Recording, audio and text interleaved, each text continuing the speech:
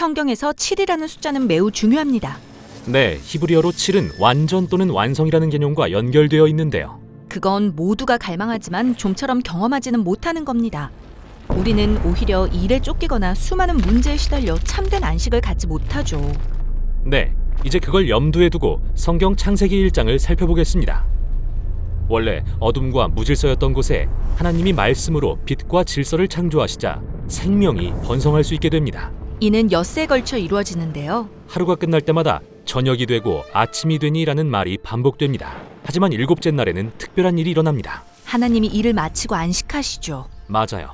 마침내 일곱째 날에 이르러 창조가 완성됩니다. 그리고 일곱째 날에는 저녁이 되고 아침이 되니라는 말이 나오지 않습니다. 마치 이날은 영원할 것처럼요. 일곱째 날, 하나님의 임재가 그분의 창조 세계를 가득 채웁니다. 땅이 하나님이 지으신 모든 피조물의 필요를 공급하고 여기엔 하나님과 함께 영원히 세상을 다스리도록 임명된 인간도 포함되죠. 일곱째 날의 안식을 누리는 왕과 여왕, 아주 좋은데요? 하지만 인간은 어둠의 권세에 속아 그 안식을 상실하고 맙니다. 그들은 광야로 추방되었고 그곳에서 땅의 노예가 되어 일해야만 합니다.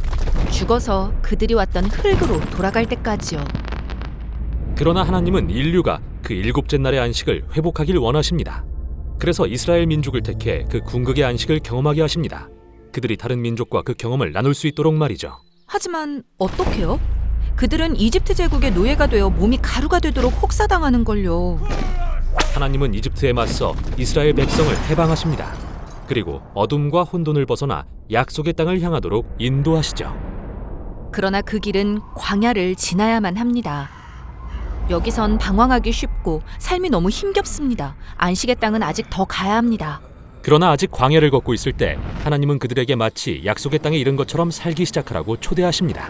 하지만 어떻게 광야에서 미래의 안식을 경험하죠? 하나님은 그들에게 일곱째 날마다 일을 멈추라고 히브리어로 샤밧하라고 하십니다. 그럼으로써 안식하며 하나님의 선한 세상을 누릴 수 있게 하시죠. 즉 이미 궁극의 안식이 임한 것처럼 하루를 온전히 보내라는 거군요. 네, 이게 바로 매주 일곱째 날을 기념하는 안식일입니다.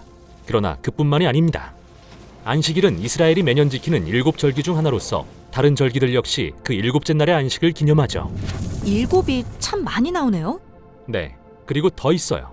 7년마다 이스라엘 백성은 노예를 해방하고 빚을 탕감하며 1년 내내 땅을 쉬게 해야 했습니다. 또한 7년이 7번 지날 때마다 일곱째 날의 안식의 극치인 희년을 기려야 했습니다.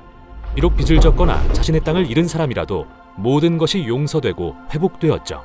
와, 안식일과 절기 그리고 희년은 모두 미래의 안식에 대한 소망을 가리키는 거군요. 맞아요. 그러나 이스라엘 백성은 그 땅에 들어간 후 그들의 하나님을 잊어버렸습니다. 그래서 약속의 땅에서 누리는 안식의 기회를 놓치고 말았습니다. 그들은 추방되어 또다시 제국의 노예가 됩니다. 혼돈과 무질서의 세계로 회귀한 것이죠. 하지만 이스라엘 선지자들은 언젠가 포로 생활이 끝나고 자유와 안식을 가져다줄 궁극의 희년이 올 것이라고 말했습니다. 그러나 여러 세대가 지나도록 그들의 기다림은 계속되었죠. 이야기의 바로 이 어두운 시점에 예수님이 등장하십니다. 그리고 안식일에 그분의 공생애가 시작됩니다. 네, 그분은 이사야서를 소리내 읽으시며 주님의 은혜의 해가 이르렀으니 포로에게 자유를, 갇힌 사람에게 해방을 선포할 때라고 말씀하셨습니다. 주님의 은혜의 해가 이르렀다는 게 무슨 의미죠? 바로 궁극의 희년에 관해 이야기하신 거예요. 아, 예수님이 자신을 통해 그 일곱째 날에 안식이 올 거라고 선포하신 거군요. 맞아요. 그분은 자신이 안식일의 주인이라고 말씀하셨어요. 그리고 모든 형태의 무질서와 어둠에 맞서 사람들을 질병과 죄, 심지어 죽음으로부터 해방하셨죠. 그러나 예수님은 죽임당하셨고 그분의 사역도 미완으로 끝났잖아요. 그렇게 보일지도 모르죠. 하지만 예수님이 한 주의 끝에 죽으셨다는 점을 주목해보세요.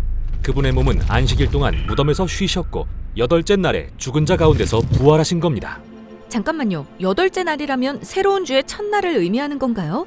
네, 맞아요. 예수님의 부활은 마치 새 창조의 첫날과 같았죠. 하나님의 빛과 생명이 어둠을 이기고 임한 거예요. 예수님의 부활로 인해 미래의 안식에 대한 하나님의 약속을 소망할 수 있는 거군요. 하지만 우리는 아직 그곳에 이르지 않았습니다. 여전히 광야에 있는 것처럼 삶은 힘겹고 고통이 따르죠. 그러나 그 궁극의 7째 날을 향한 여정 가운데 예수님은 우리가 그분을 따름으로써 지금 참된 안식을 맛보도록 초대하십니다. 또 이렇게 말씀하십니다. 수고하고 무거운 짐진 자들아, 다 내게로 오라. 내가 너희를 쉬게 하리라.